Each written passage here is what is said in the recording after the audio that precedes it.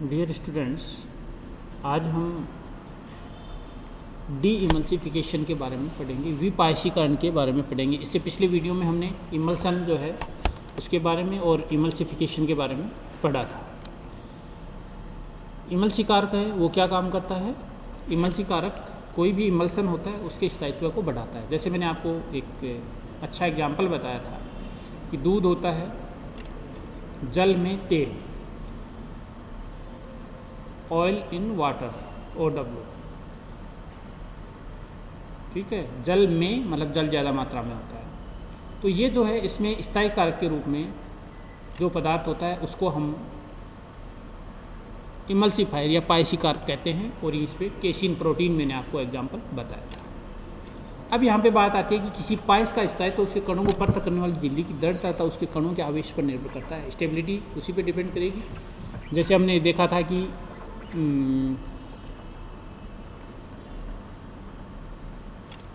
Water in kerosene, एक example लिया था कि कैरोसिन ज़्यादा मात्रा में प्रक्षेपण माध्यम के रूप में है और उसमें वाटर की ड्रॉप्स प्रक्षिप्त प्रावस्था के रूप में है।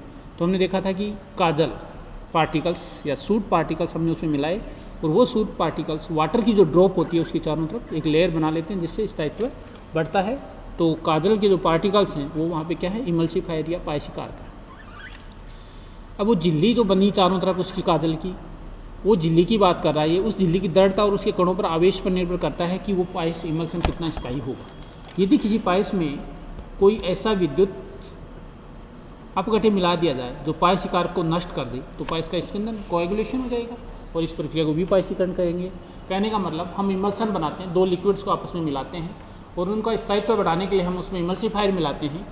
अब यदि उसको अपने को तोड़ना है, मतलब इमल्सन से उसका स्कंदन करना है, इमल्सन नहीं रखना है,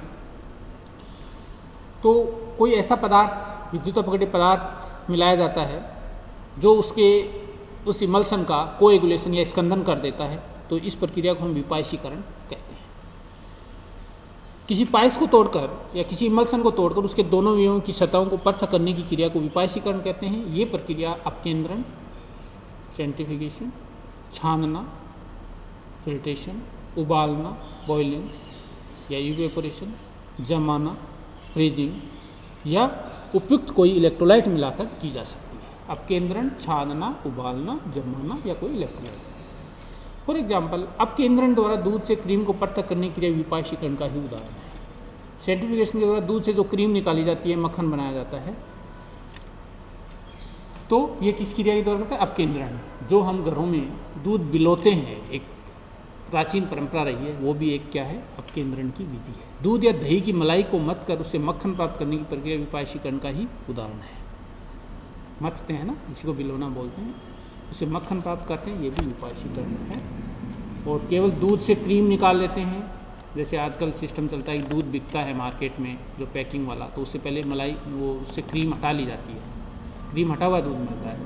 तो क्रीम को जो हटाते हैं वो अपकेंद्रण मशीन्स होती हैं, उनके द्वारा हम डालते हैं। तो ये विपायसीकरण हो गया। कई बार पूछ लिया जाता है, जनरली इमल्सन पूछा जाता है कि इमल्सन क्या होता है। नेक्स्ट टॉपिक अपना है जेल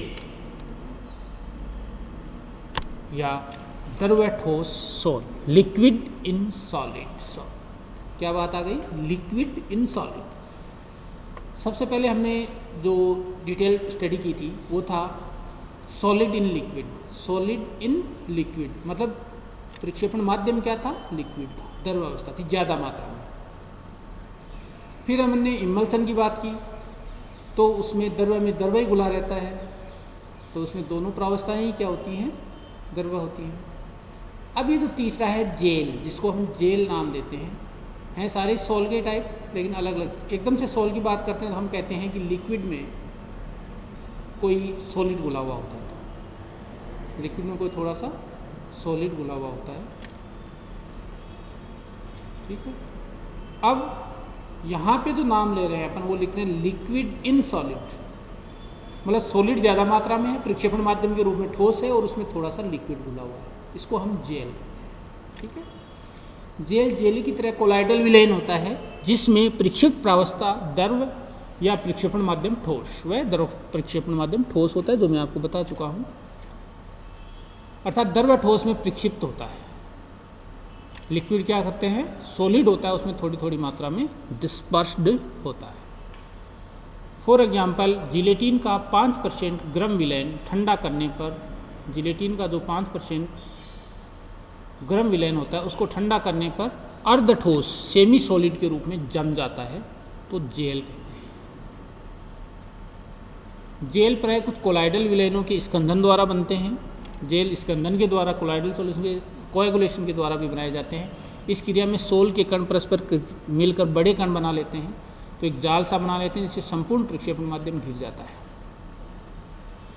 जेल की संरचना मधुमक्खियों के छत्ते के समान होती है। Gel structure just like hive of honey bee. रखे रहने पर जेल जल का निष्कर्षण कर देते हैं, कुछ हिलाने पर द्रव में बदल जाते हैं। रखे रहते हैं तो जेल होता है, उससे जो वाटर होता है वो बाहर निकल आता है। फॉर एग्जाम्पल दही, कैसीन प्रोटीन सॉलिड के रूप में जल का जेल। कैसीन प्रोटीन इसमें सॉलिड, जो हमने इमल्सिफायर की बात कर रहे थे। कैसीन प्रोटीन ठोस में जल का जेल, जल द्रव होगा, कैसीन प्रोटीन होगा ठोस। कैसीन प्रोटीन में जल का जेल होता है। सॉलिड क्या होता है, कैसीन प्रोटीन। दही होता है, ये क्या है, जेल है। इसके अंदर कैसीन प्रोटीन सॉलिड के रूप में कन्वर्ट होती है, जहाँ पे अपन बात कर रहे थे इमल्सिफायर के रूप में काम करता है, ठीक है। और वाटर इसमें होता है as a dispersed phase, okay. पानी कम होता है, पानी मिला देते हैं ज़्यादा तो छाछ बन जाती है, फिर वो दही नहीं होता है। खाने की जेली, खाने की जेली में क्या होता है, जल का जिलेटिन में जेल, थोड़ा सा जल जिलेटिन में मिला देते हैं तो खाने की जेली बन जाती है। साबुन, जूते की पॉलिश, जूते की जो पॉलिश होती है दैट इज जेल, मतलब सॉलिड ज़्यादा मात्रा में, लिक्विड कम मात्रा में। ठोस एल्कोहल, कैल्शियम एसीटेट में एल्कोहल, कैल्शियम एसीटेट में एल्कोहल मिलाया जाता है, इसको हम सॉलिड एल्कोहल कहते हैं, ये एक जेल होता है। जेल का वर्गीकरण, क्लासिफिकेशन ऑफ जेल्स। अब हम जेल की क्लासिफिकेशन की बात करते हैं। जैसे अपन ने इमल्सन दो टाइप के थे, OW एंड WO, वैसे यहाँ पे जेल होते हैं वो दो टाइप के होते हैं, इलास्टिक जेल और non elastic gel. Elastic gels, प्रत्यास्थ जेल, ये वे जेल जिनमें प्रत्यास्थता सा गुण होता है। ये बल लगाने में अपना आकार बदल देते हैं, तब बल हटाने पर वापस अपनी पूर्व अवस्था में आ जाते हैं। प्रत्यास्थता का मतलब समझते ही हो, जैसे रबर है, रबर को अपन खींचते हैं और वापस छोड़ दें, वापस उसी अवस्था में। वैसे ही यदि कोई जेल है उसको अपन बल लगाकर उसकी शेप बदलते हैं, तो बल हटाने वापस उसी अवस्था में यदि आ जाता है तो उसको अपन क्या कहते हैं, प्रत्यास्थ जेल। जिलेटिन, स्टार्च तथा साबुन प्रत्यास्थ जेल के उदाहरण। जिलेटिन, स्टार्च तथा साबुन प्रत्यास्थ जेल के एग्जाम्पल होते हैं।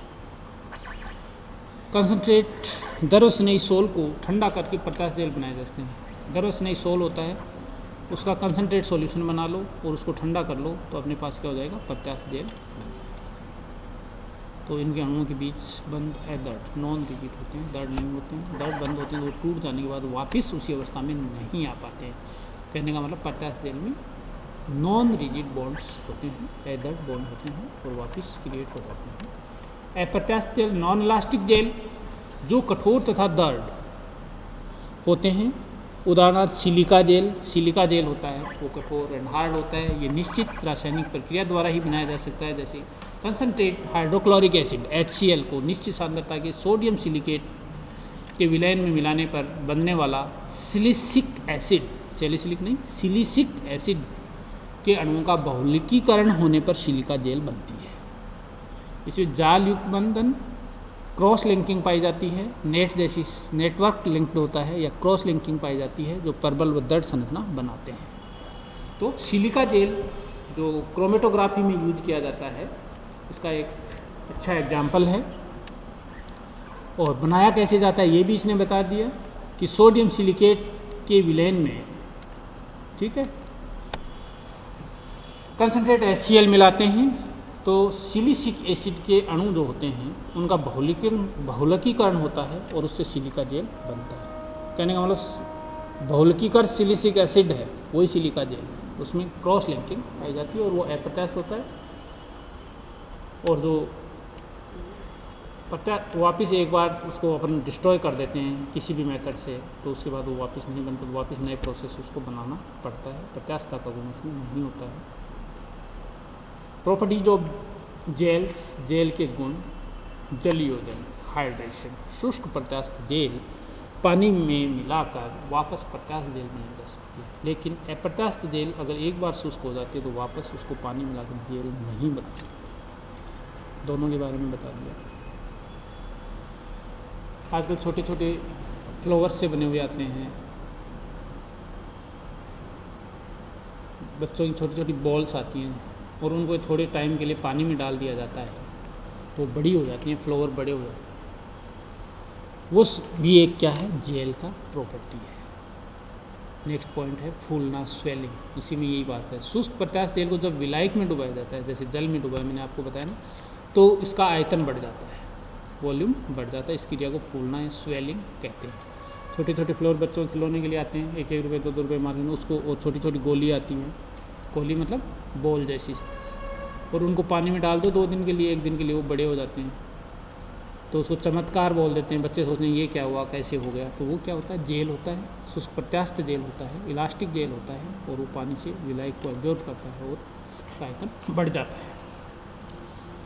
संकुचन, सीनेरेसिस, वेरी इंटरेस्टिंग प्रॉपर्टी। कई अकार्बनिक जेल पड़ी रखने पर सिकुड़ जाती, श्रिंकेज हो जाती है। ये उनमें से विलायक के बाहर निकलने, एस्पिरेशन ऑफ सॉल्वेंट, विलायक उनसे बाहर निकल जाता है, उसके कारण हो जाते हैं। इस क्रिया को संकुचन कहते हैं। कुछ अकार्बनिक जेल उनको पड़ी रही तो थोड़े दिन में वो सूखने लगती है, तो उस क्रिया को संकुचन कहते हैं। कहने का मतलब जेल है, उस जेल में से विलायक या प्रक्षेपण माध्यम का हटना संकुचन। कंपानुवर्तिता, थिक्सोट्रॉपी, थिक्सोट्रॉपी या थिक्सोट्रॉपी। कुछ जेल अर्ध ठोस होते हैं, सेमी सॉलिड, लेकिन हिलाने पर द्रव सोल बना देते हैं। हिलाने पर क्या होता है, लिक्विड सोल।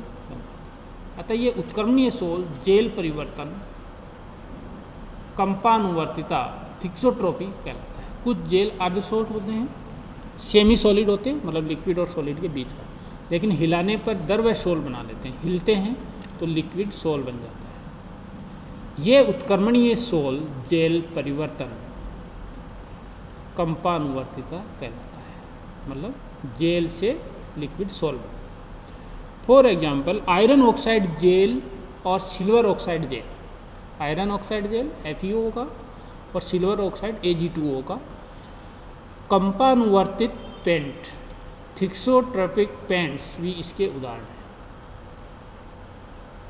जिनमें चेंजेस दिखाई देते हैं। पेंट कर देते हैं दीवार पे, उसमें चेंज दिखाई देते हैं। सामान्यतः कोलाइडिक विलयन में किसी विद्युत अपघटन को निश्चित सीमा तक एक निश्चित क्वांटिटी में मिलाकर कंपानुवर्तित जेल प्राप्त किए जाते हैं।